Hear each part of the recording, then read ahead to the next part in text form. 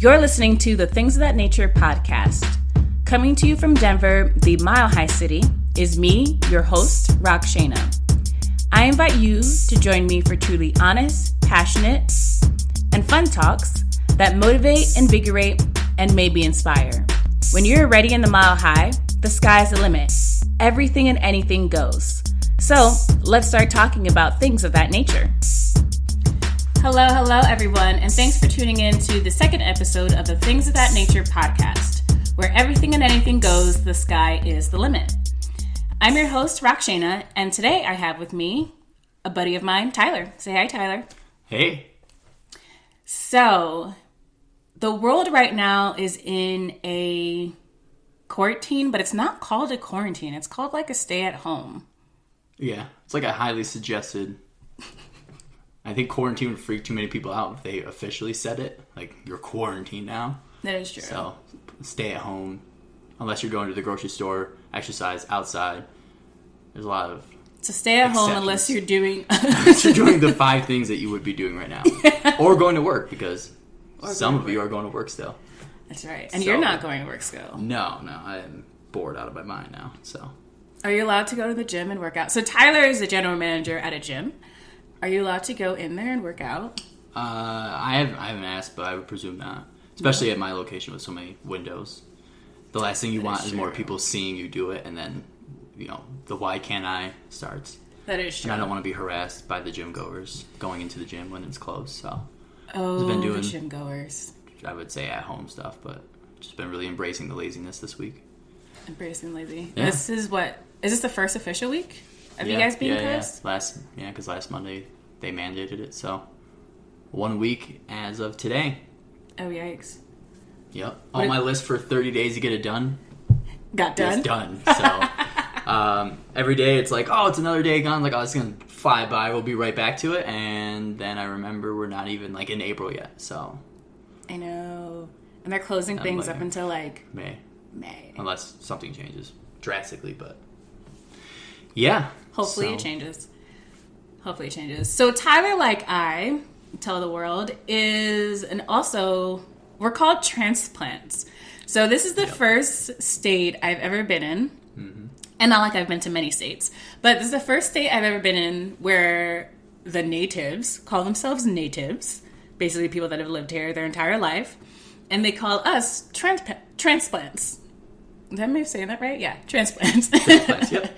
So I'm from the East Coast. I spent a lot of time. I grew up in Connecticut. And Tyler, you grew up in New York, correct? Mm-hmm. Born and raised upstate New York, so the other New York. The other New York. Drastically different lifestyles. That is drastically different. So what makes it so the other New York? Well, I mean, it's just a lot of old industry. Most towns around me that we grew up in was once, a great town during the Industrial Revolution, big factories producing, and then as soon as that changed, kind of just declined because nothing new came.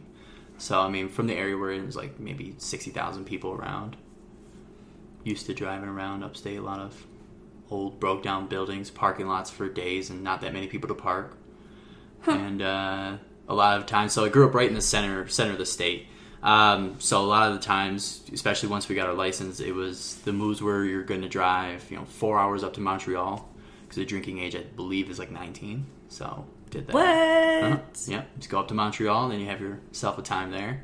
Going out to Buffalo a lot, games and such like that. Toronto, if you want to continue driving. Oh, so you're real close up there. Mm-hmm. Yeah. When I was applying for colleges, I remember applying to University of Buffalo. Yeah? And then, I went? Is that where you went? Yeah. And then someone told me, they're like, it's really cold up there. And I was nope. Yep. That's, I went, after I moved out of the hometown, I applied to UB too, and got into there, and had the time of my life for 2 years there. Did nothing really productive. Wasted a lot of my money, but it was a good time. I mean, But it is really cold. It's prime. It's freezing, yeah. They have the campus there has, we call it the spine. So connecting all the buildings to where you live and the classes are all underground tunnels or above ground tunnels. So that way in the winter you don't have to be outside minus your apartment to the bus stop. Well, I thought that was a rumor. I heard about No, the tunnel. I thought it was too, but I was very happy that it wasn't. Because there'd be times where I'd be like bundled up, head covered, scratching down, and the wind would be so heavy it would literally move me. Which is why I came out here, because this is nice. This is nice, yeah. Winter out here is great. Though now it's been like 5 years, so I'm acclimated. And so now I'm more of a wuss in the cold. Did it take you a while to get acclimated? I know when I came, in the middle of me teaching a class, I seriously got lightheaded. I thought I was going to pass out. No lie. And I heard it was the altitude. That's when I had no idea that was the case. Yeah. But did that happen to you at all, being someone that's pretty active? Not really. I got pretty lucky with it. I was expecting it to happen, and the whole time I was around here and I was playing basketball on campus and stuff, I never really felt different. Maybe like a little bit, but it wasn't a huge thing until I went for like the first hike. Someone was like, "Hey, we're gonna do this 14er. It's not a bad one." I was like, "Okay." Just walk up a hill and you go back down. Seemed easy enough. And we went up there, and it wasn't that bad, but yeah, just like halfway up, I remember I like looked down or like to the left or something, and I just felt the whole world like move, and I was like, "Oh, this is it." Plus, we were in college, so it wasn't like we were well hydrating before or anything like that. I'm pretty sure we drank the night before and woke up at 5 a.m. to kill this hike to come back down to drink some more. Yeah. That was like the only time. After that time, though, it was smooth sailing. Better time, though, was going back home on break. Because, me and my friends back home especially, all we do is play basketball. Not much you can do in upstate New York. Went back home, and I forgot about the other way of being acclimated to high altitude. And then when you're going to perform anything back at sea level or lower, you're gonna be good. And so I ran up and down that basketball court playing full, like it was nothing. And I was like, wow, I've been working out really good. And I was like, no, it was just high altitude training in live and practice. So it was, that was my favorite part. Yeah, I have to agree. I definitely have to agree. The first time I went back east, I was in DC after being here for a few months. I went for an audition, and it was for Lion King. And I was like, I felt like Superwoman. No lie. Yeah. I could keep going and going. And I was like, oh my gosh, I'm not even out of breath. This feels good. I'm going to hydrate because I should, but I feel nice. Right. I didn't need to, and I wasn't out of breath. I felt like a champ. I think that was like one of the best auditions I have ever. I didn't get the job. What part? But, so they don't tell you what part. Oh, man. Typically auditions, they just tell you like ensemble or something like that, because Broadway, the leads never leave until they get injured or they can no longer fit their costume. That's really how it goes. Oh, right. One of my RAs, my freshman year RA, she actually played Nala in Lion King when she was a kid. Cool. And it was her job until she grew out of her costume. And then it was like, all right, Nala, peace out. I think. I don't really know how the whole peace out part happened, but it was essentially... Get the zipper done one day. It's like, all right, get off the stage.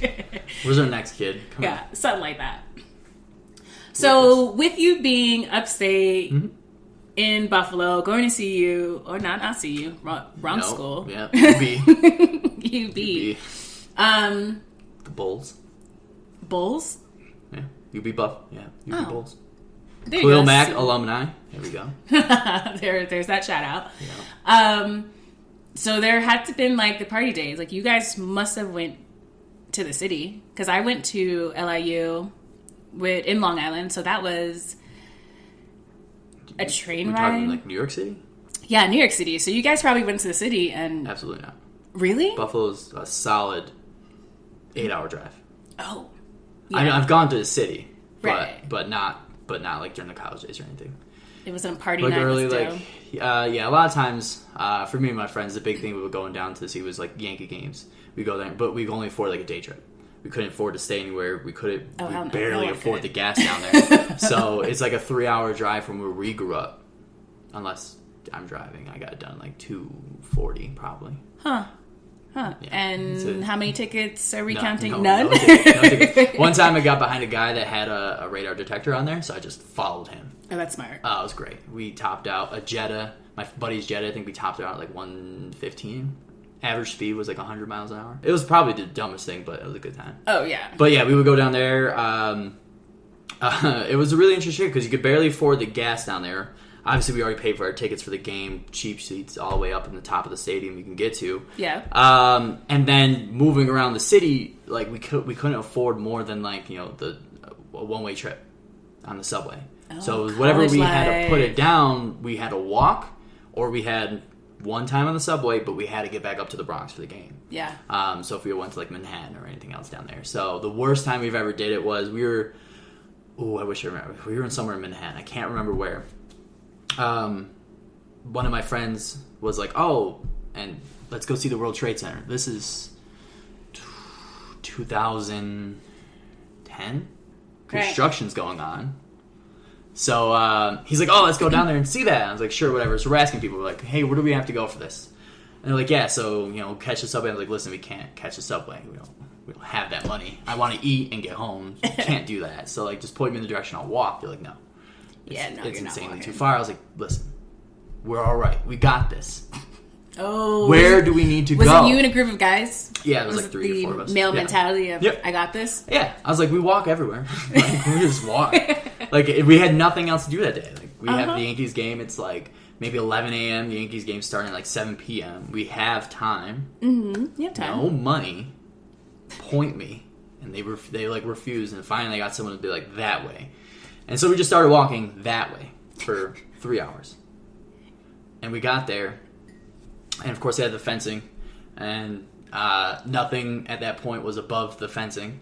So we walked 3 hours to stare at a fence that said new WTC coming soon or something like that. And so you guys walked 3 hours to see a fence and a sign? Huh? Yep. Cool. Walk there wasn't bad. Walk back was miserable. Oh, yeah, because you're not even excited now anymore. You're pissed, yeah. Now you're pissed. You're like, all right, we just wasted all that time and energy. And we had a bigger group, but that was like the 3 that were with me. And we wanted to do our own thing. The other people wanted to do their thing. And we thought we made the better choice. Kind of feel like that happens a lot. With a group of guys. Yes, I'm going to be sexist and say it. Yeah. And then when you're intoxicated, and you guys were... No, we were stone cold sober. This is just a bad decision. Bad decision 100% made sober. I mean, we were like 18 at the time. Okay. Yikes. Yeah, so... So what did you guys do? Okay, so if you didn't go to the city and party, as me and my friends did, because for us it was only, I kind of want to say maybe a 20, 30-minute train ride. Okay. And then you'd get on the subway, and we'd be in Times Square and in Manhattan and all that stuff is there. Mm-hmm. What did you guys do for your outrageous college drunk fun? Well, before even college, if you want to obviously go drink, it's not conducive to do it at anyone's house because parents are generally home. Right. You're not going to catch a house by yourself. So we had, you ever heard of woods parties?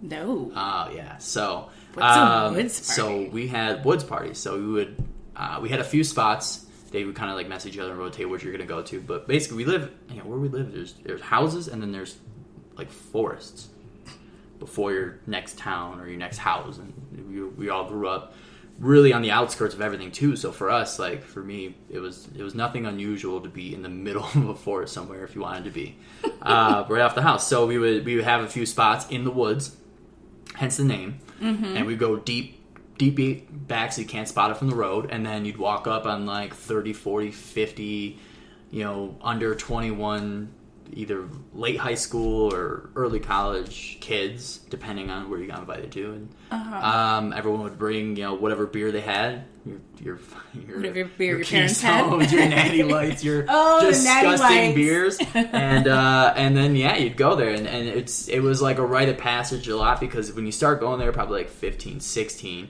because obviously you need to drive. Yeah, like someone needs to drive, so you have to be that old. When you're that age, the older kids aren't really going to, unless you have like a friend, aren't going to go ahead and just give you their beer. So they would hit you with what they called stadium prices. So you'd be over here trying to divvy up $5, $10 to slide a beer off of somebody here and there, and it's beer, a Keystone Light or something. And then you have a huge bonfire back there, just burning things. And you just drank in the woods. And then the better part was eventually. I mean, these were huge parties, so it's not even in the woods. You're gonna get heard. There's fires going on. People heard. So every now and then you like see a flashlight in the distance. It would be either other parents or police or something, and then everyone just scatter. and then you just sprint to whoever